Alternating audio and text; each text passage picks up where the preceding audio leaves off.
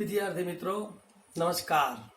આજે આપણે ધોરણ 8 થી 12 માં આવતા આર્ટિકલ ગ્રામરના ચેપ્ટરનો ઇંગ્લિશનો અભ્યાસ કરીશું। સૌપ્રથમ તમે મારી આ યુટ્યુબ ચેનલને સબસ્ક્રાઇબ કરો અને આવા જ ઇંગ્લિશને લગતા વિડીયો મેળવવા માટે તમે બેલ ઉપર પણ ટિક કરો। વિદ્યાર્થી મિત્રો આજે આપણે આર્ટિકલ ભણીશું। બોલો આર્ટિકલના કેટલા પ્રકાર પડે છે? તો કે આર્ટિકલના બે પ્રકાર પડે છે। એક ઇનડેફિનેટ આર્ટિકલ, ગુજરાતીમાં કહેવાય અનિશ્ચિત ઉપપદ, જેમાં એ અને એન આવે। નંબર 2 ડેફિનાઇટ આર્ટિકલ, જેને નિશ્ચિત ઉપપદ કહે છે, જેમાં ધ આવે।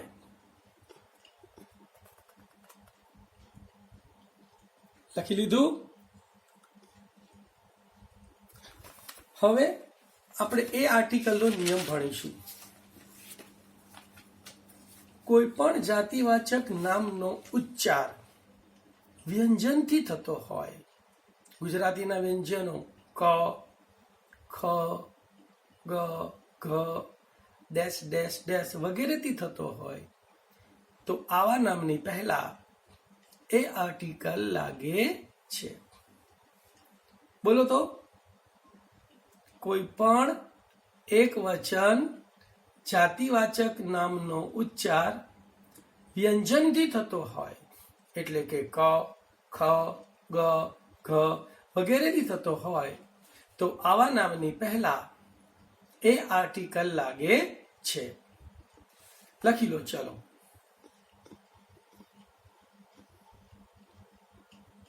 એના ઉદાહરણો પણ નીચે આપેલા છે, એ પણ તમે લખજો।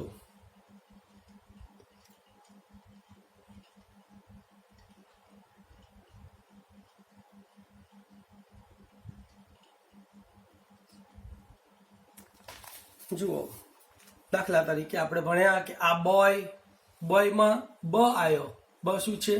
વ્યંજન, માટે એ આર્ટિકલ લાગશે। ગર્લ, ગર્લમાં ઉચ્ચાર શેનાથી થાય છે? ગ થી થાય છે, માટે એમાં એ આર્ટિકલ લાગશે, આ ગર્લ। બેન્ચ, બેન્ચનો ઉચ્ચાર બ થી થાય છે, એટલે એમાં એ આર્ટિકલ લાગશે। પેન, પેનનો ઉચ્ચાર પ થી થાય છે, તો માટે આ પેન બોલાશે। યુનિફોર્મ, વિદ્યાર્થી મિત્રો તમે અત્યાર સુધી એવું ભણ્યા હતા કે એ ઈ આઈ ઓ યુ હોય તો તેની શરૂઆતમાં એન લાગે, અને બાકીના વ્યંજન હોય બી સી ડી એફ તો એની આગળ એ લાગે। પણ હવે તમારામાં થોડો સુધારો કરવાનો છે, એનો ઉચ્ચાર જોવાનો છે કે વ્યંજનથી ઉચ્ચાર થતો હોય, ભલે એની શરૂઆત સ્વરથી હોય પણ એનો ઉચ્ચાર વ્યંજનથી હોય તો એને બદલે એ આર્ટિકલ લાગે છે। યુનિફોર્મ, તો યુનિફોર્મમાં ભલે એનો પહેલો અક્ષર યુ છે પણ એનો ઉચ્ચાર ય થી થાય છે, ય વ્યંજન છે, માટે એને એ આર્ટિકલ લાગશે, તો આ યુનિફોર્મ। યુનિવર્સિટી, આ યુનિવર્સિટી, એમાં પણ ય ઉચ્ચાર છે। યુનિક, યુનિક એમાં પણ યુ છે પણ શરૂઆત સ્વરથી થાય છે પણ ઉચ્ચાર વ્યંજનથી છે, માટે આ યુનિક। વન વે, તો વન વે માં ઓ આવે છે પણ ઉચ્ચાર વ થાય છે, વ વ્યંજન છે, માટે આ વન વે। યુરોપિયન, તો એ યુરોપિયન। યુઝફુલ, આ યુઝફુલ।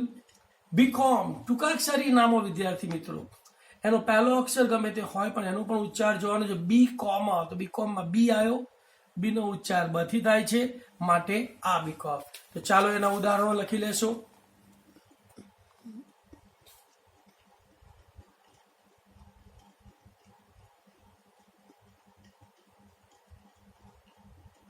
શાંતિથી લખજો, સ્પેલિંગમાં કોઈ ભૂલ થાય નહીં।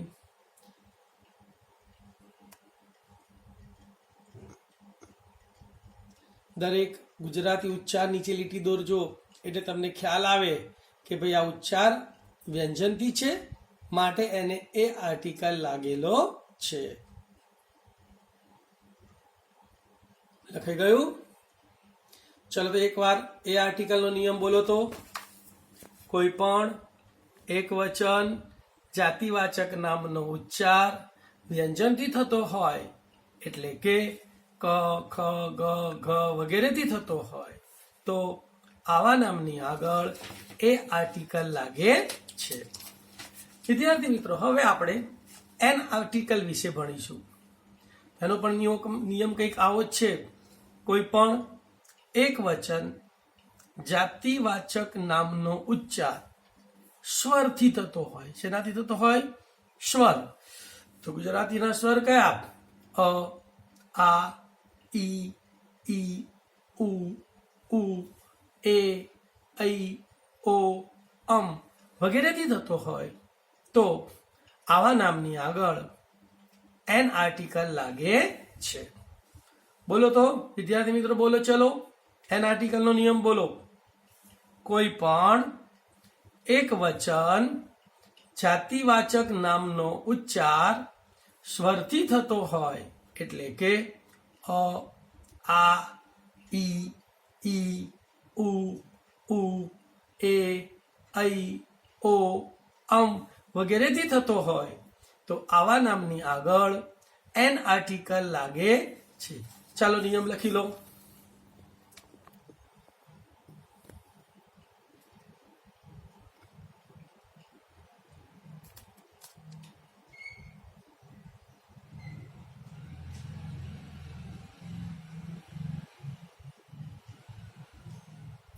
લખાઈ ગયો નિયમ?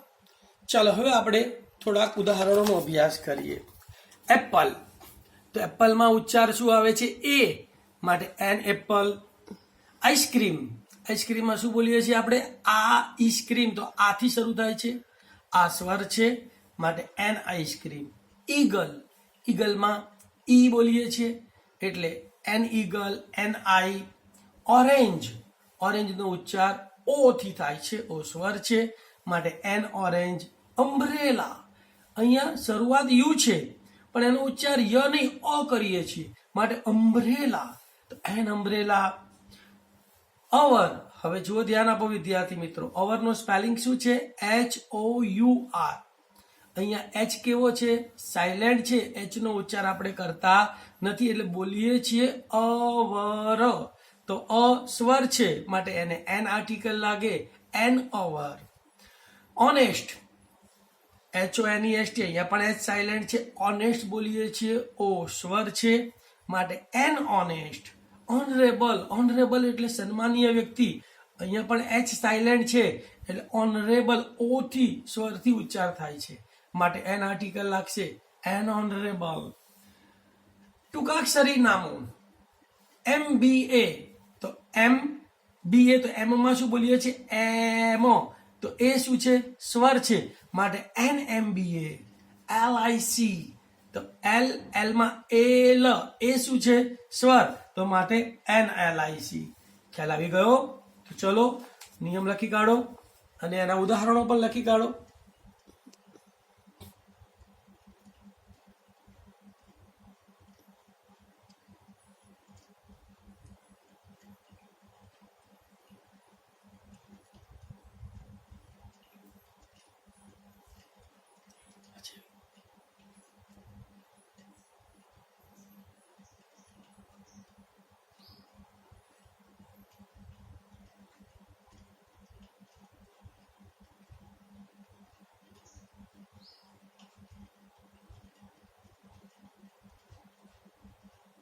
લખી લીધું વિદ્યાર્થી મિત્રો? ખ્યાલ આવી ગયો? તો બોલો એન આર્ટિકલનો ફરી એકવાર નિયમ બોલીશું, આપણે મોડે કરીશું. કોઈ પણ એક વચન જાતિવાચક નામનો ઉચ્ચાર સ્વરથી થતો હોય, એટલે કે અ, આ, ઈ, ઉ, એ, ઐ, ઓ, વગેરેથી થતો હોય તો આવા નામની આગળ એન આર્ટિકલ લાગે છે. સમજ્યા? ઓકે. હવે વિદ્યાર્થી મિત્રો, આપણે થોડાક એ અને એન આર્ટિકલના સામાન્ય નિયમો ભણીશું. બોલો. સામાન્ય નિયમ નંબર 1 તમને ખબર છે? એ અને એન નો અર્થ શું થાય છે? ખબર છે? એ અને એન નો અર્થ શું થાય છે? બોલો. નથી ખબર ને? તો એ અને એન નો અર્થ થાય છે એક. એન એપલ, એક સફરજન. આ બોલ, એક દડો.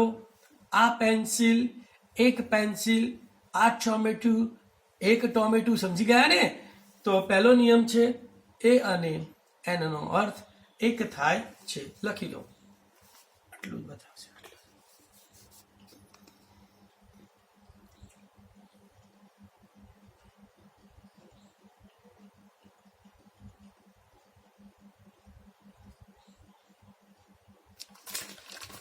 બીજો નિયમ વિદ્યાર્થી મિત્રો, બહુવચનના નામને એ કે એન આર્ટિકલ લાગતો નથી. શું બોલો તો? બહુવચનના નામોને એ કે એન આર્ટિકલ લાગતો નથી. આપણે દાખલા તરીકે તમને ઉદાહરણ આપું. I have pens. I have ખાલી જગ્યા પેન્સ. તો ખાલી જગ્યામાં શું આવશે? આમ તો પેનને કયો આર્ટિકલ લાગે? એ. પણ અહીંયા પેનની જગ્યાએ પેન્સ છે, એનું બહુવચન છે, તો અહીંયા આર્ટિકલ ને લાગે, ચોકડી આવે. શું આવે? ચોકડી. Give me x. Give me ખાલી જગ્યા એક્સ. તો એક્સ ને એગ હોય તો એક વચનમાં એન આર્ટિકલ લાગે, પણ એનું બહુવચન છે એક્સ, તો બહુવચનને આર્ટિકલ લાગતો નથી, એટલે એક્સ ને આર્ટિકલ લાગશે નહીં. તો ત્યાં શું આવશે? ચોકડી. તો શું ખબર પડી? પહેલો નિયમ ખબર પડી કે એ અને એન નો અર્થ એક થાય છે. બીજો નિયમ ખબર પડી કે બહુવચનના નામોને એ કે એન આર્ટિકલ લાગતો નથી. જુઓ, ચલો લખી લો.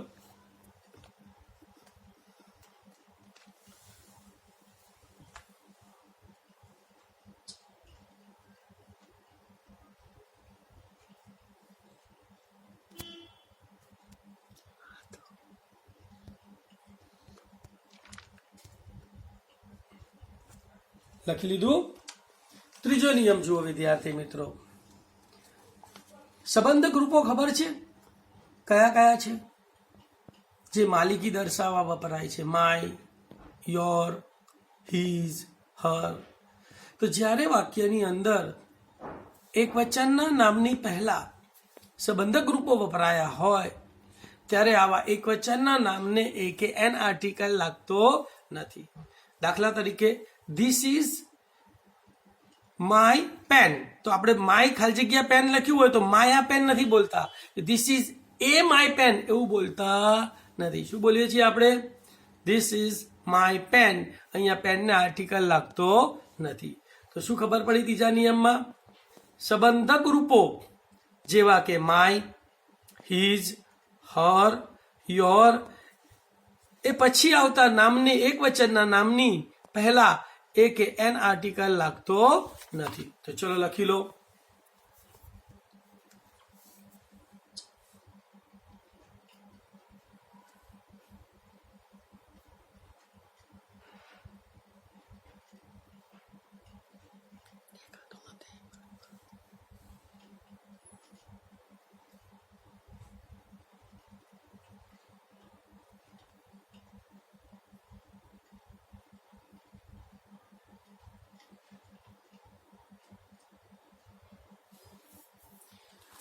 ચોથો નિયમ છે વિદ્યાર્થી મિત્રો, મનુષ્યના નામને એ કે એન આર્ટિકલ લાગતો નથી. દાખલા તરીકે, તે રમેશભાઈ છે. શું થશે અંગ્રેજી? He is Rameshbhai. He is a Rameshbhai બોલાય નહીં. She is Ilaben. તો સી ઇઝ એન ઈલાબેન બોલાય નહીં. ખ્યાલ આવ્યો? શું ખ્યાલ આવ્યો? મનુષ્યના નામને એ કે એન આર્ટિકલ લાગતો નથી.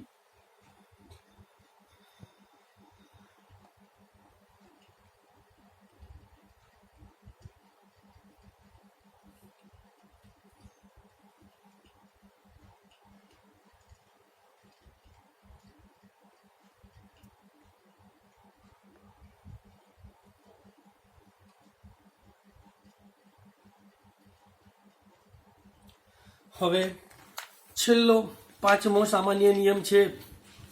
બોલો, કોઈને આવડે છે? એ અને એન આર્ટિકલ કોને નથી લાગતો? વિદ્યાર્થી મિત્રો, દ્રવ્યવાચક, ભાવવાચક અને જથ્થો દર્શાવતા નામની આગળ એ કે એન આર્ટિકલ લાગતો નથી. દાખલા તરીકે, મારે પાણી જોઈએ છે તો હું તમને શું કહીશ? Give me water. એવું નહીં કહું કે ગીવ મી આહા વોટર, એક પાણી શું છે? ગીવ મી ખાલી જગ્યા વોટર લખ્યું હોય તો વોટરમાં ખાલી જગ્યામાં શું આવશે? ચોકડી, કારણ કે વોટર એ દ્રવ્યવાચક નામ છે, એને આર્ટિકલ લાગે નહીં.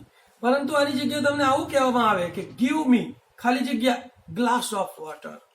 તો અહીંયા આપણે વોટરને આર્ટિકલ નથી લગાડતા, ગ્લાસને લગાડીએ છીએ કે મને એક ગ્લાસ પાણી આપો. તો શું થશે? Give me a glass of water. તો દ્રવ્યવાચક નામો, ભાવવાચક નામો, જથ્થો દર્શાવતા નામોની આગળ એ કે એન આર્ટિકલ લાગતો નથી.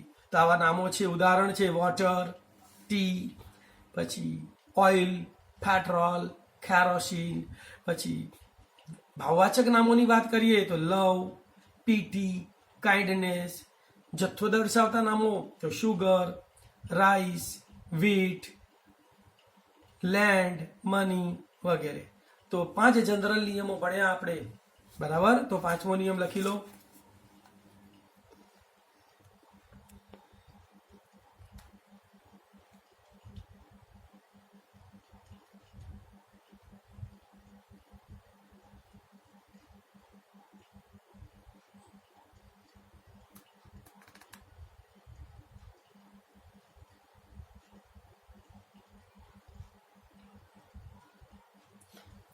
લખાઈ ગયું વિદ્યાર્થી મિત્રો?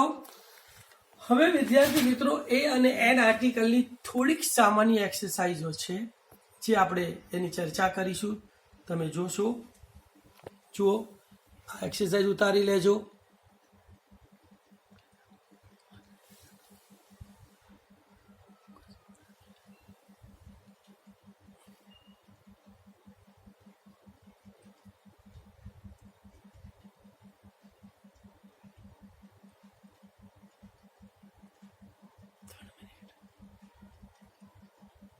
બધી જ એક્સરસાઇઝ લખી લેજો અને ખ્યાલ આવે કે તમને ક્યાં એ આર્ટિકલ આવે છે અને ક્યાં એન આર્ટિકલ આવે છે.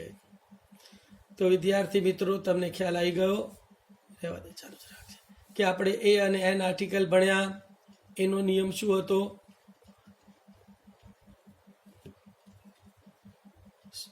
કોઈ પણ નામનો ઉચ્ચાર વ્યંજનથી થતો હોય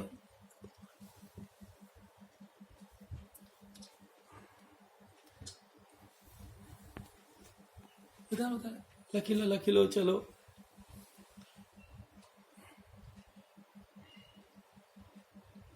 કોઈ પણ નામનો ઉચ્ચાર વ્યંજનથી થાય તો એની આગળ એ આર્ટિકલ લાગે, સ્વરથી થાય તો એની આગળ એન આર્ટિકલ લાગે. ખ્યાલ આવી ગયો ને? તો આજે આપણે આ ચેપ્ટરની અંદર એ અને એન આર્ટિકલનો જ અભ્યાસ કરીશું. તો આ 2 આર્ટિકલો તમે મોઢે કરશો તો મને આશા છે કે તમને આર્ટિકલ એ અને એનમાં હવે ક્યારેય ભૂલ પડશે નહીં. જો વિદ્યાર્થી મિત્રો તમને આ વિડીયો સારો લાગ્યો હોય તો તમે અમારી યુટ્યુબ ચેનલને સબસ્ક્રાઈબ કરો અને આ વિડીયાને તમે બીજા વિદ્યાર્થી મિત્રોને પણ શેર કરો. Thank you.